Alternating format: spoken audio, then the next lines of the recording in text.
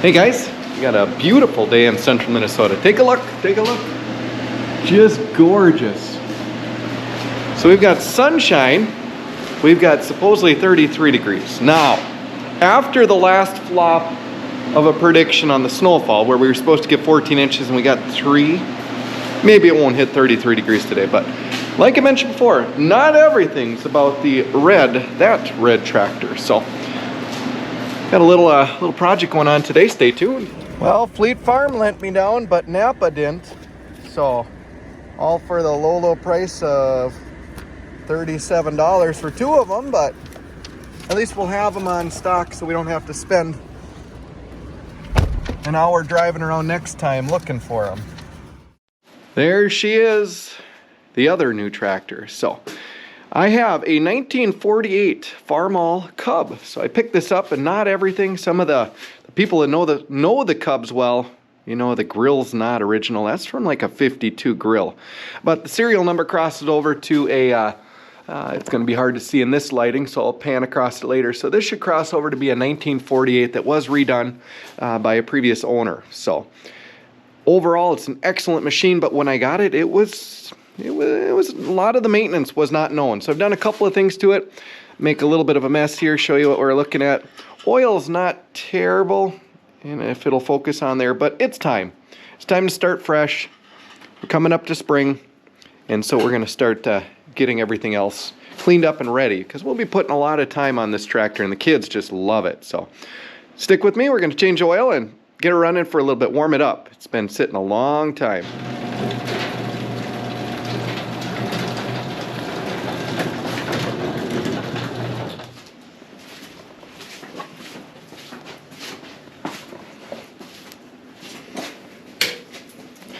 See if she fires off.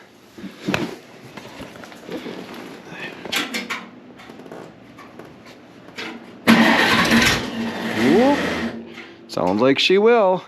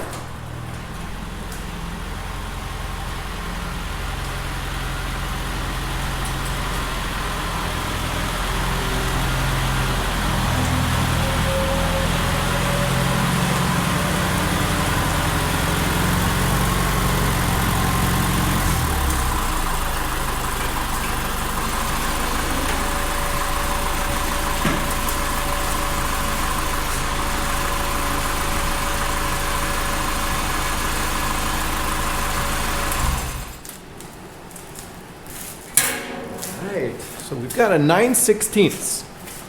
Picked up the 9/16 inch wrench, combination in this case, but got everything nice and warm. So looks like the oil must have been changed once, at least once since it was repainted, judging by the drain plug here. But I think when they painted it, must have got some of the paint in the threads. A little bit gooey. We'll see what she looks like.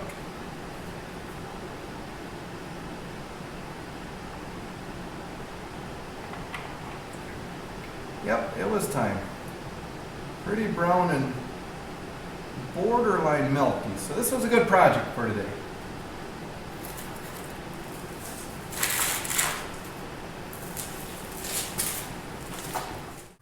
You know, it's not terrible. I know, a lot of people wear gloves.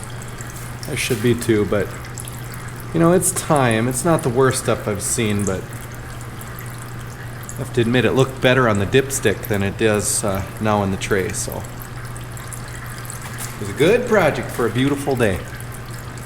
All right, while this is draining, this is the serial number that I was talking about. Still a little bit hard to read. I believe it's 12940. 12940 is how I read it, so it's a bit faded. But we've got some things that aren't original, and I acknowledge that. So it's a 1948 tractor, is what I had cross-referenced for that. I believe it's a 52 or a 1953 grill. Have to admit, I like the grill a lot more on this. It reminds me of the old Farmall H, a small version of the H that I had growing up. So there's been some definite work done, some stuff that's not original, but all in all, it's a great little tractor. The kids love it. Sometimes it's an argument who's going to take it out for the drive first. Okay, so next we want to get at the oil filter, and this one's a 3/4 inch. So bottom plug was a 9/16. The top is a 3/4 inch. I'm told this is a long, kind of a threaded rod up here. So we'll see how long till we can start twisting it out by hand.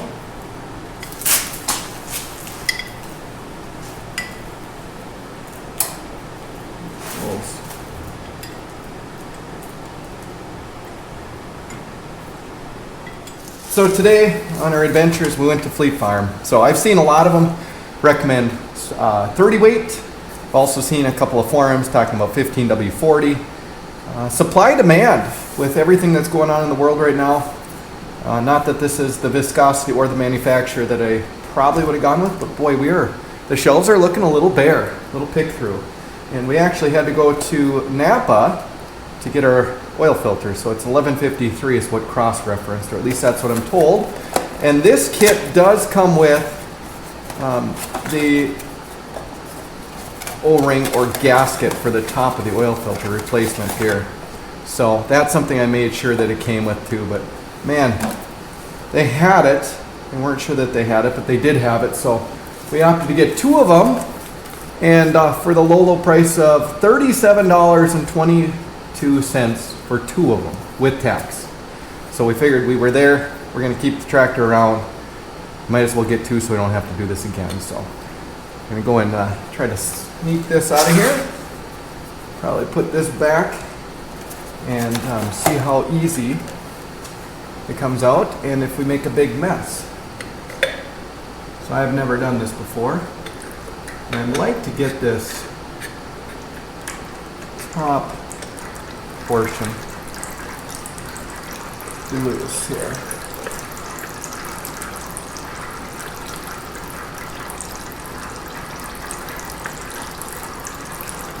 Almost. I think I can do it this way. I don't know that's quite the correct way without making a big mess, but that's what we got rags for. So it did come out of there.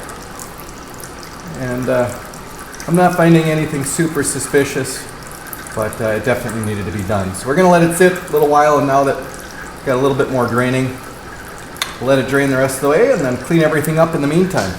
All right, so we did put just a little bit of oil on the new gasket. Nothing excessive.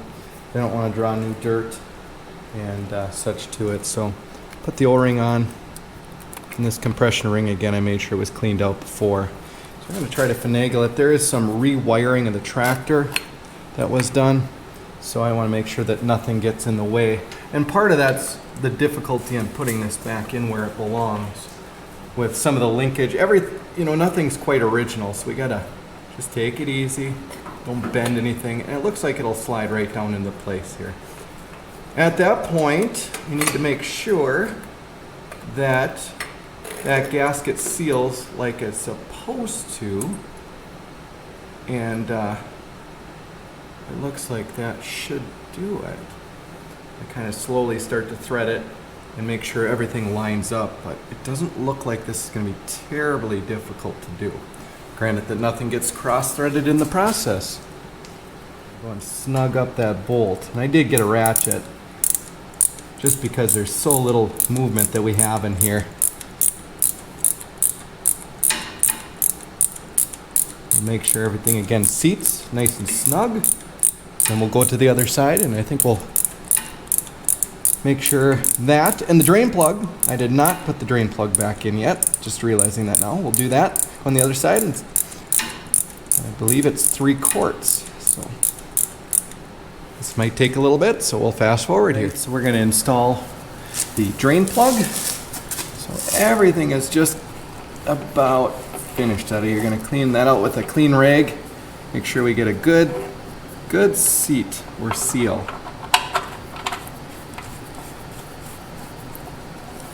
Good. Again, this one's a 9/16.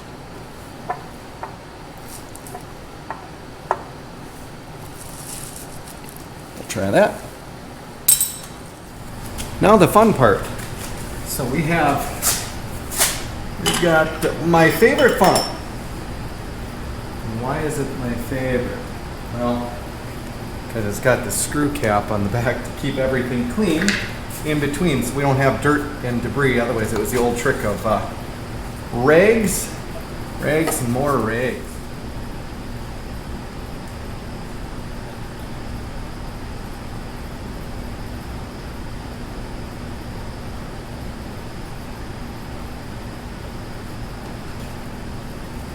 Not that these are super accurate, but you can kind of gauge the side of the jug has, it's listing how many were in here. So I believe this one's a 4 quart, 1 gallon. So we're going to take most of it, all except for that last quart. And then we'll start it up and see how close we are after we run it through the new filter. 3.5 quarts that are in there now. So we've got low fill is what that says right there. And it has not been ran yet. Just going to get a rough estimate. See?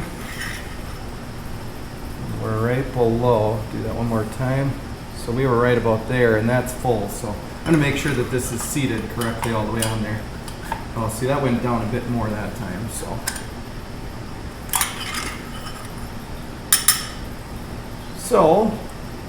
we are just about full. And it has not been ran yet. So I think we're pretty close. That should go up into the filter. And this might have been an easier job than I thought. One last check over everything before we start it. So again, it looks like we're sealed here. We got the drain plug in. I did double check the oil. We have our gas turned on. And I think we're ready to see. First of all, when we fire it up, that shortly after we fire it up, we get oil pressure and we don't see any leaks.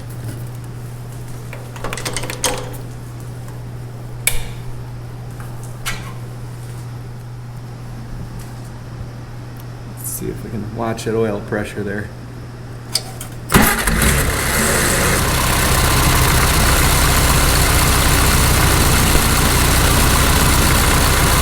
Come on.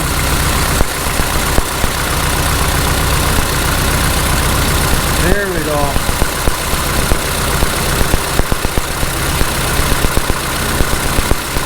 There we go.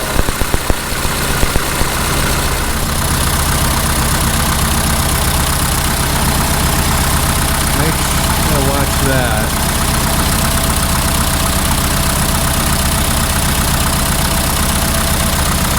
Questionable right there.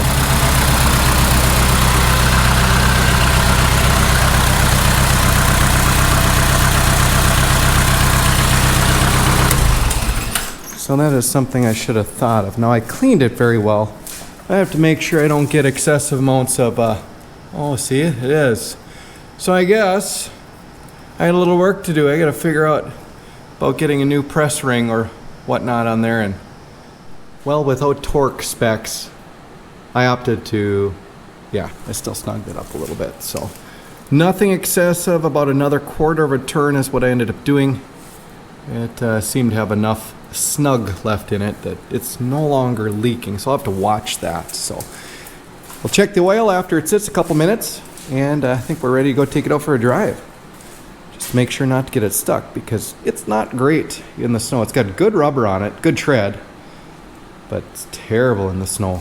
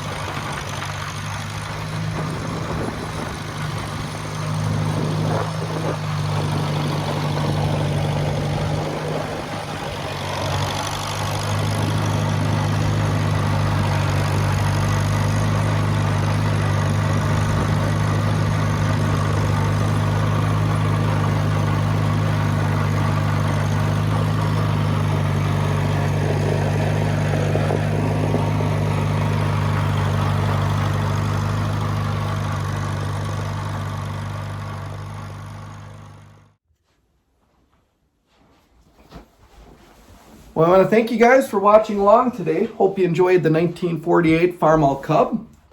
Next, I think we're going to be getting out the John Deere Model 50. We've got a 1990 Jeep Wrangler that's tucked up in the barn and a couple other spring projects. So it all depends on weather, snowfall, and time. So this busy time of year. So we're going to get to video editing, drinking some coffee, and I hope you enjoyed today's video. Until next time, take care.